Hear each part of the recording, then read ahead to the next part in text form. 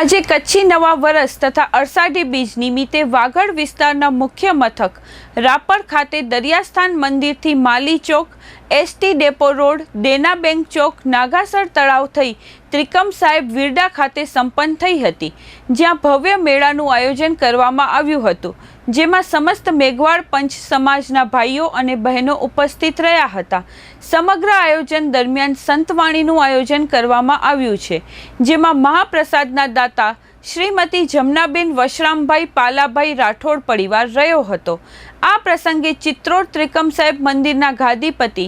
આત્મહંસ સાહેબ, ત્રિકમ સાહેબ વિરડાના રાજેશ્વરી દેવી, રાપર નગરપાલિકાના પ્રમુખ ચાંદભાઈ ભિંડે, ઉપપ્રમુખ બબીબેન સોલંકી, મૂળજી પરમાર, બાબુભાઈ મુછડિયા, આંબાભાઈ મકવાણા, દુદાભાઈ સેજુ, ઉકાભાઈ મુછડિયા, વિજય સોલંકી, અશોક રાઠોડ, સુંદર ચૌહાણ, દિલીપ ગોહિલ, મોહનભાઈ ગોહિલ સહિતના આગેવાનો અને રાજકીય સામાજિક આગેવાનો ઉપસ્થિત રહ્યા હતા। સમગ્ર રથયાત્રા દરમિયાન Rapar PI JB Babudiya, PSI PL Phaneja, HV Katariya, RR Amliyar, HM Chavda, Vikram Desai, Mukeshsinh Rathod, Mahesh Patel, Jasiben Ahir, Urvashi Solanki, Varsha Koli, Naresh Thakor, Tejabhai Rabari, Ranjanben Muliyana, Pravin Chaudhary, Kiran Barot, Babubhai Kalotra વગેરે જોડાયા હતા।